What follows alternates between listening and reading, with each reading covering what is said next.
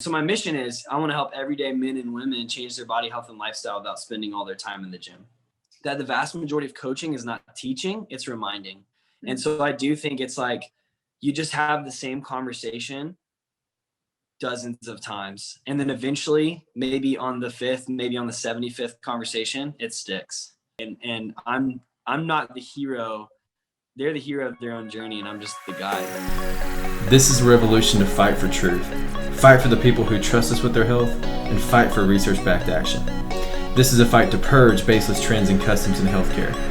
This is a revolution to change the steps of healthcare from reactive medicine to preemptive medicine. Our vision is to be a catalyst for a system of proactive healthcare versus reactive healthcare. This is Impetus Health.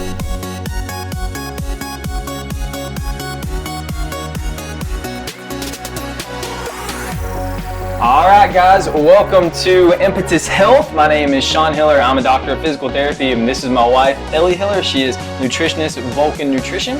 And we are here with Mr. Nate Johnson. He is the owner of a gym in downtown Birmingham called Still Strength Training. Nate's got an incredible gym. He's got an awesome niche that he reaches with the people that he goes for, and he really knows how to train these people and kind of what they're getting into. I don't want to spoil it, what they're getting into. I do want to say that Nate is an expert at bringing in, contacting, and training beginner lifters. And we're going to talk about it from that point of view in today's episode. So Nate, thanks for being on, man. Of course, man. Thanks for having me. So Nate, if you wouldn't mind just telling some of us and some people who don't know a little bit about your background and how that kind of played a role into you owning a fitness facility, owning a gym, and kind of the approach that you take with people, if you could dive into that a little bit. Yeah, so I guess just starting with how I got into fitness. I mean, growing up, I was always played sports, always played recreational sports. I would say I was pretty athletic. I was definitely somewhat athletic, but I was never like a superstar athlete. And so, played rec sports, wanted to be in the NBA. That was the dream, man. I was going to be the next Michael Jordan. Better than Michael Jordan, no way. I make the middle school basketball team. And so my dreams were cut short very quickly. And so I continued to play rec sports, which I enjoyed, but I did do. So I was 16. I did a year of track in high school, and like everything else I'd done, I was pretty good, but I was certainly not. I wasn't gonna be the best on the team, and certainly not winning any meets. So at the end of that season, I was 6'1". I was 138 pounds, and I was like, dude, I'm just sick of being skinny, sick of being weak.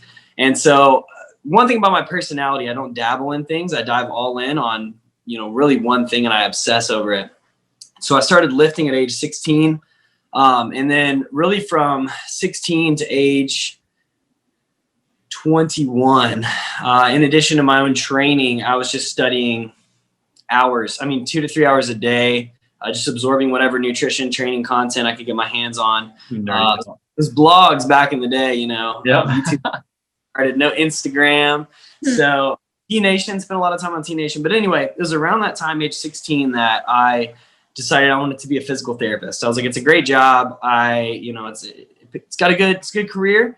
I didn't want to sit at a desk all day, and I was fascinated by the human body, by movement, by exercise. And so I thought, I'm going to be a PT. 18 years old, I'm applying for college. I'm torn between Auburn and UAB. My 3 best friends from high school are going to Auburn. I would have roomed with them. I'm sure I would have enjoyed it. But UAB, I had 3 opportunities there. A better scholarship.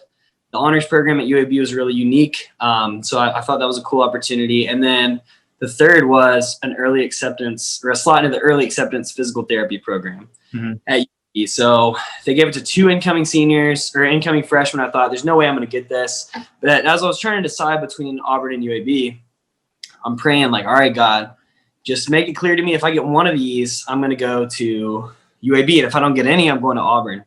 And I got all 3. He made it very clear. Fortunately, because I'm dumb, so he made it very clear. So he continued lifting this whole time. And again, the plan was to go to physical therapy school. I did well in undergrad.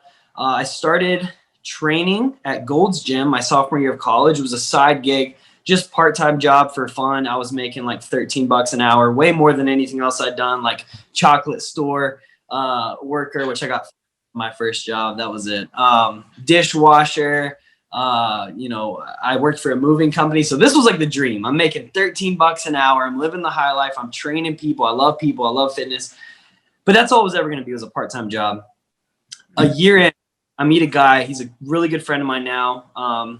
He's a good bit older than me, friend and mentor today, but it was just a random guy that worked out at Gold's, but he was fascinated by what I was doing. At the time, it was 2013. Functional fitness was really hot, and trainers were just doing whatever BS they could pull from the internet, getting people on Bosu balls and doing just dumb stuff. And so he was fascinated by the fact that himself being a Mark Ripito starting strength fan and incredibly strong, he was fascinated by what I was doing. So he pulled me aside one day and he said, come to my house for some drinks. We're going to talk. I went over there. He's like, you need to start your own business. And so he gave me very, very little instruction, but he gave me enough. And so I found a lease. I found a place to rent and train at. And I just started on these trading groups. I don't think you can do it anymore, but like Vestavia Trading, I'm like in there posting like, hey, I want to train you. And so, yeah, I did that. I got most of my clients in the beginning, but it was just it was just a part-time thing. It was just a fun thing. I was enjoying playing entrepreneur. I'm making even more doing it on my own. I'm still planning on going to physical therapy school. So in 2015, this is a big year. I graduate in May 2015. I get married in June. I'm starting PT school in January of 16, so 6 months later. In July of 15, the guy whose gym I was at basically comes to me and says, he doesn't say it like this, but he made an offer. He told me I had to be an employee if I was going to stay, and he was going to pay me less, charge my clients more, and tell me how to train. And I was like, I got to go. Yeah. So I looked for other gyms to pay rent at, and I thought it was a pretty good deal. I was paying the guy like $1,300 the month before I left. So I'm like, look, I can bring this book of business. I can immediately put $1,300 a month in your bank account, but nobody wanted it. Which, as a gym owner, I understand that now. So I'm like, what do I do? Like, I'm starting school in a few months. I was just going to train a few hours here during school. And Shelby, my wife, my wonderful, supportive wife, she's like, you should start your own gym. And I'm like, what the heck? Like, that's crazy. But anyway, I started looking for spaces. I find the space I'm in now. We've expanded. It's like double the size it was when I got in. But it didn't look great, but it wasn't pretty. But it had, it was a space to train. It had a bathroom. It had Wi-Fi. Had everything I needed. And so landlord, and he's like, we're going to put you on a lease. I need your first month's rent and I need 3 months security deposit. And I said, I got to go month to month. I don't know what's going to happen. I said, I'll give you literally all the money in my savings account, which is 1 month's rent and 2 months security deposit. Wow. I'm a 22-year-old kid, and I can't believe he took me up on it, but he did. And so I started training there. Again, like looking back when I tell this story more and more, I just think it was obvious that this is what I was going to do. But I'm just, just training, and this is going to be my part-time thing. I get to physical therapy school, and that was a very busy year, but I'm going to school. I mean, you've been through PT school. So I'm going to school. I'm at the gym 2 hours before, 2 hours after, and then I study after that. And as the year went on, I could not stop thinking about, what if I quit to do this full time? I couldn't stop thinking about it. And so at first I was like, God, if I'm just, not content, you've made this path not easy, but it was very straightforward. And I was like, if I'm just being discontent, like change my heart, you wouldn't take it away. And so I started doing the math because I'm a numbers guy. I'm like, all right, I got to have 50 clients and it'll be worth it.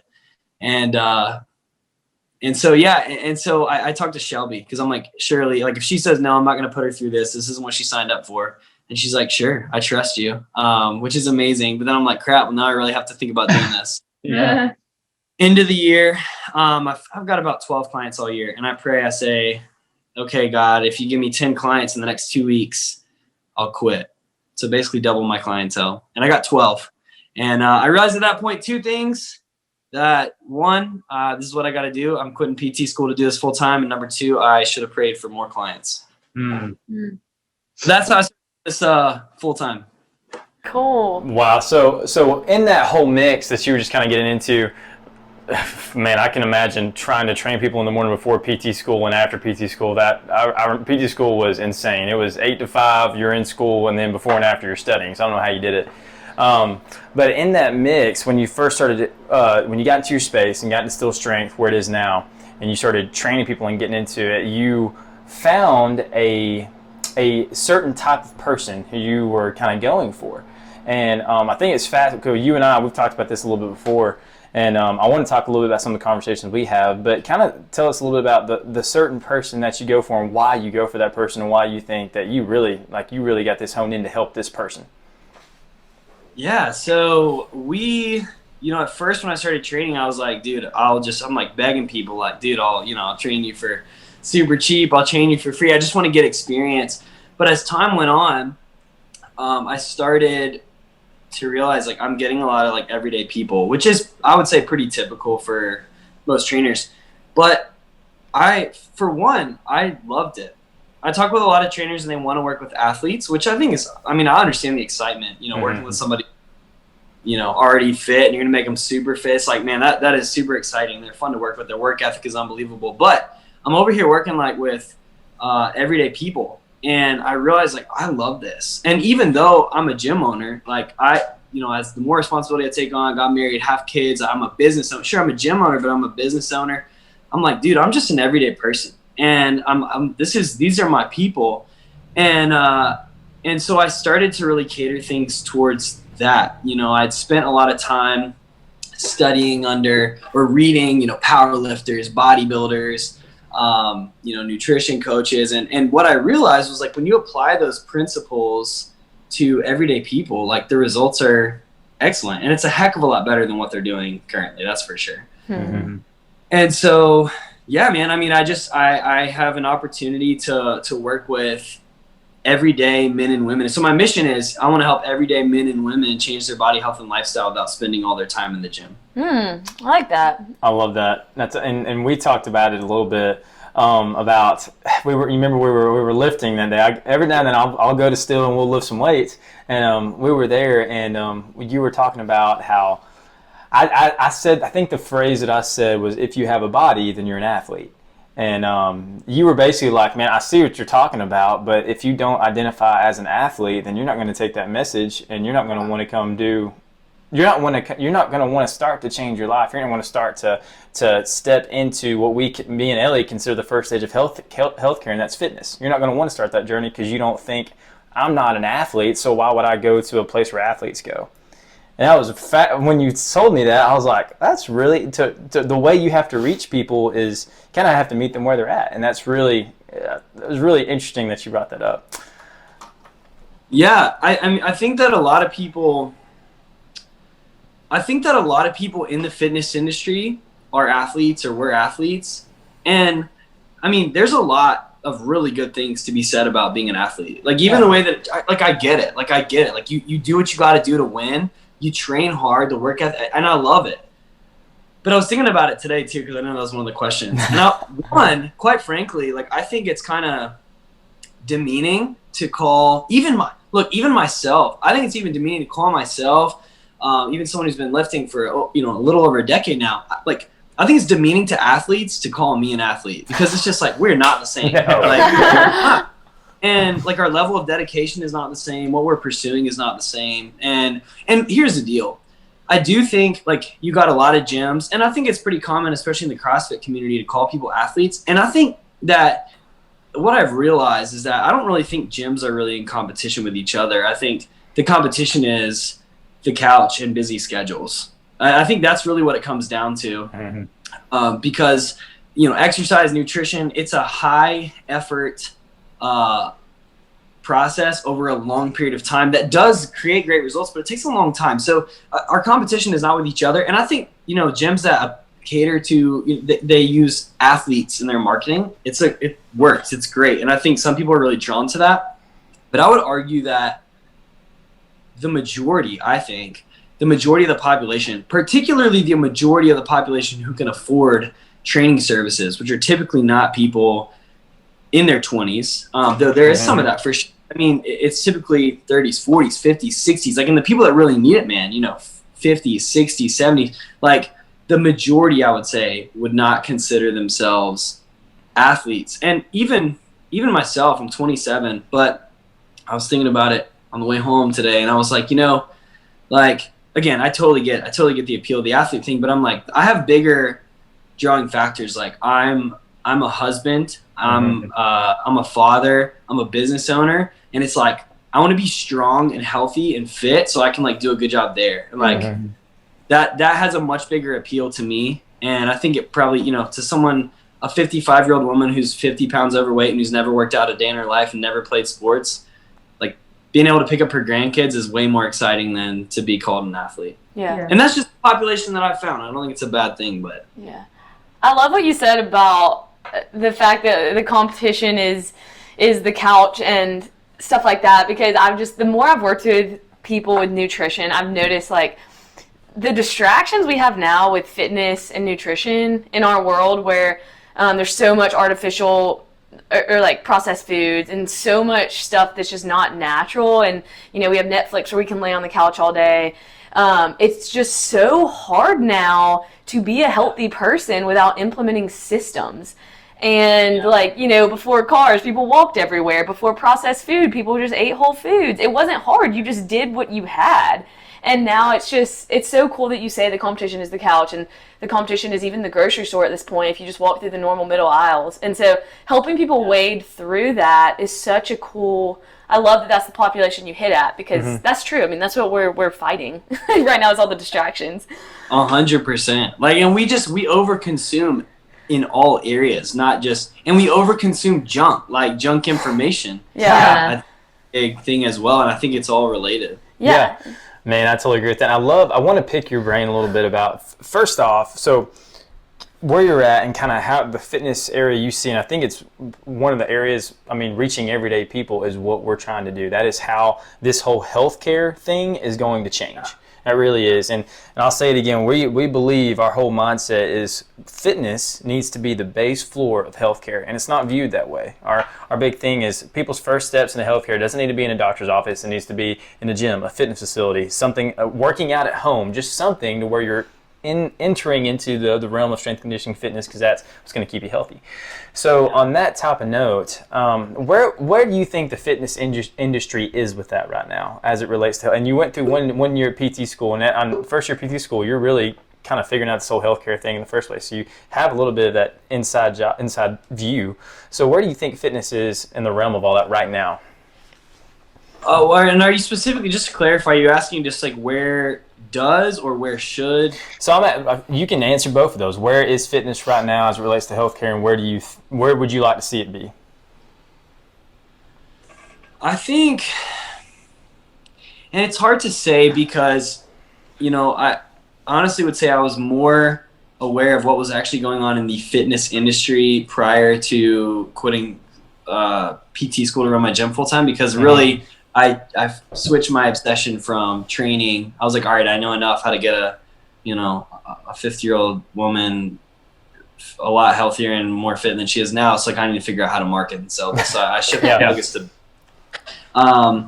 but I would say, I think that people are more and more seeing fitness as, as a foundation of health, and they're seeing it as healthcare. And certainly the people that I'm working with, it's interesting, like my best clients, which is most of them now because of the way I've changed my marketing, come in with a health first approach. Like they want to, heck yeah, like they want to look good. Like we all want to look good. That's why we shower and put on nice clothes and things like that.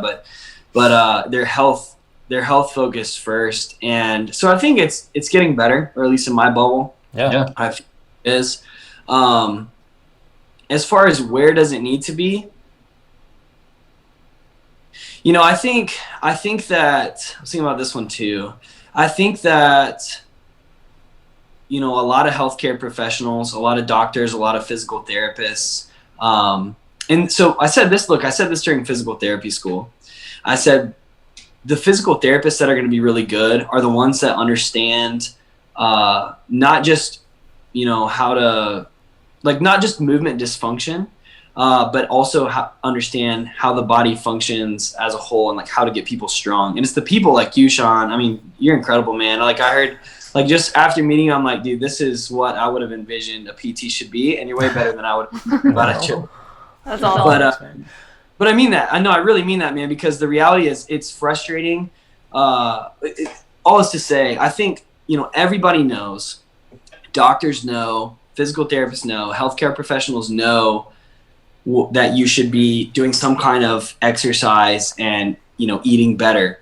But they don't even know. Like, they're not getting training on that. You don't learn that in physical therapy school. You don't learn that. You don't learn that anywhere in the medical field. And quite frankly, I think that I don't even think that a lot of trainers, and I will say this, in the last 10 years, I think it's gotten much, much, much better. I love the direction the fitness industry is going. There's so many great, knowledgeable coaches. 7 years ago, I think it was a disaster.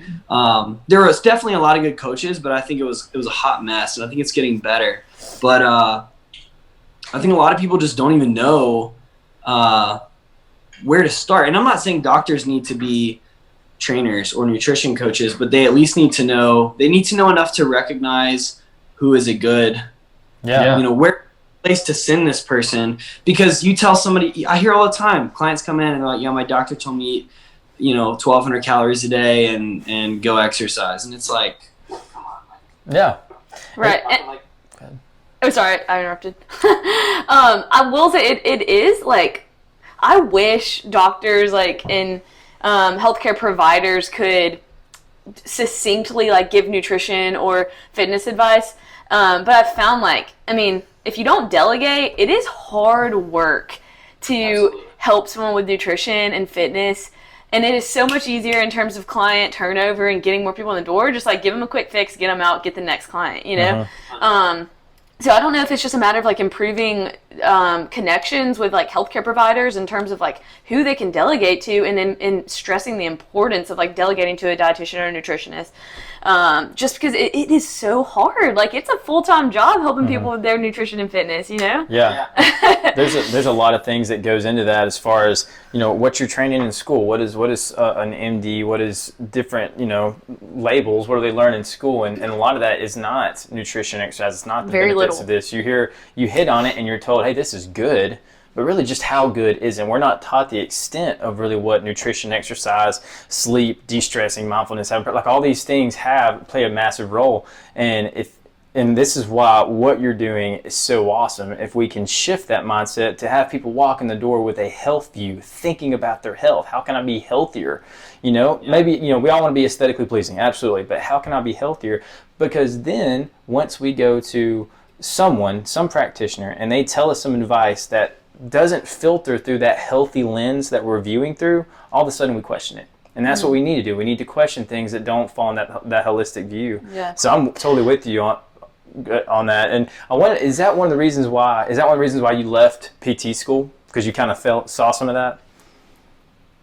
Yeah, when I quit, I was running to my passion, and I was running to what I saw as better upside, though I realized there's upside in there would have been probably the same and maybe more upside in running my own physical therapy business. But I was running to my passion, but I was running from a lot of things as well. I quit. I think that I think that a lot of healthcare is really sick care, and we talk about the importance of preventative medicine and preventative, just lifestyle measures. But we're again in school, and there are so many great healthcare providers that know this, but they know it because they've got it from other sources and they're living it themselves, not because they learned it in school. And also, man, I got problems with insurance dictating I just didn't want to deal with the insurance monster. So yeah. I was certain things in the industry, not the work itself, because I have the utmost respect for physical therapists, man. You guys are rock stars, especially good ones. But yeah. Do you have a question? Yeah, I was just gonna ask, how do you cultivate a health first mindset in someone who doesn't walk in the door who has that? Because it is so hard to delay that gratification in terms of okay, great, I'm eating this vegetable or doing this training that's helping me be healthier for way down the road. And how do you connect people to way down the road and help them buy into that? Well, I'm very passionate about marketing. I think I found that the type of client that I bring in and how successful they are, both for how successful they make me as a business owner and how successful they are, because those two go hand in hand. has a lot to do with what my message is. Yeah. And so, quite frankly, I'm very limited in what, we can run an extremely profitable gym, well under 100 clients. And like that's just a model we have. It's very like coaching heavy. Yeah. And so, I'm really, I guess I'm not here to change people's minds. I'm here to attract the ones who are already thinking that way, but don't know. Like, I think there are a lot of people out there that want to change their health, but they don't know where to start. And then they read my ad or they read my email or my blog and they're like, yes. This is it. But I will say this. I took a course one time from this guy and this online course, and people were like, dude, how can you be okay ethically with selling this, course at several $1,000s when 20% fail? And he said, well, here's the deal. He said, 20% are rock stars and they're going to win no matter what, whether it's this course or somebody else's course. They're just like A+ players and they're going to crush it. The bottom 20%, they're just going to fail. Like that doesn't mean that's who they are, but that's where they're at right now. And there's nothing that anybody could do to help them.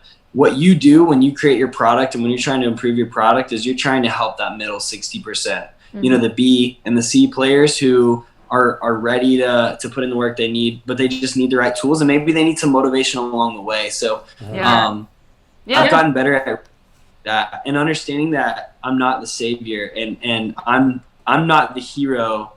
They're the hero of their own journey and I'm just the guide. Yeah. And I will say, the last thing about coaching, business coach told me this, and I love this, that the vast majority of coaching is not teaching, it's reminding. And so I do think it's like you just have the same conversation dozens of times. And then eventually, maybe on the 5th, maybe on the 75th conversation, it sticks. Yeah. That's good. Yeah, that is really good. I mean, I've heard Precision Nutrition talks about coaches just being tour guides in a city that people have never been to, and like being like, hey, like avoid this part of downtown. It's kind of sketchy, or, go to this part of town where it's like safe. It's like you're a tour guide showing people, like you said, the right way to do fitness, where they can get the results they want, but not spend forever in the gym. Yeah. I love it. So that's a good answer. I love that. Well, Nate, man, this has been awesome, dude. I've got some insight into kind of your mindset behind a lot of this stuff, and I appreciate that. We do have a few questions that I want to ask you that we ask everybody. So I want to see. So I know you've already seen the question, but I want to kind of get your input on it. But so, question number 1: what is something that you are doing right now that is making your life better? Having a lot of babies. There was no hesitation there. That is the best answer you could give. That's awesome. That. More than 3? Y'all having more than 3? Oh, my dream, Ellie, is to have a van, and we already have a minivan, but I mean a van. I'm dead serious too. I'm not playing. A van, and fill that up, and maybe I don't know. We'll just see what happens. I mean, we'll take look, and if God says no more, then no more. That's okay. But we're taking as many as. That's awesome. I love it. Nate's definitely one of the guys that has told me having a baby is the biggest blessing you can have. You've told me that. I remember that. I love that. Look, straight from the Bible, man. It's not my words. That's right. I totally agree. One of the purposes of marriage, I think so. That's really cool. Y'all need to start having multiples, just like twins and triplets, just really speed up the process. I'm a twin. So. Second question. What is something you're not doing right now that could make your life better? Gosh, I don't know, man.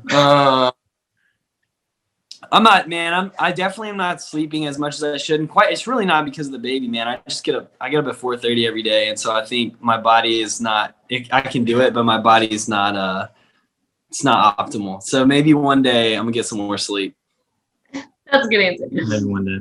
Cool. Well, how can somebody reach you if they want to contact you? How can they get in touch with you and your gym? Yeah, shoot me a text, give me a call, 205-705-9591. They can also go to our website. Just had to make a new one. So steelstrengthbham.com. Cool. We'll put that in the show notes so people can access it. All right. Cool. Well, Sean speaks so highly of you, and from the clients that I've met before through Sean's physical therapy clinic that come from Steel. Yeah. Love you. They're They love amazing you. people. They love you and talk super highly of you. So you're doing great work. Have and reason keep it to. up. Yep. So we're gonna. Sorry, go ahead. I said I appreciate it. Man, you're awesome. So we're gonna end on one thing. You got to give me one quote to go out on. Lightweight, baby. Ronnie Coleman. Ronnie Coleman. That's awesome. I love it. All right, Nate. Cool. Thanks, man. Yeah. Thanks for coming on.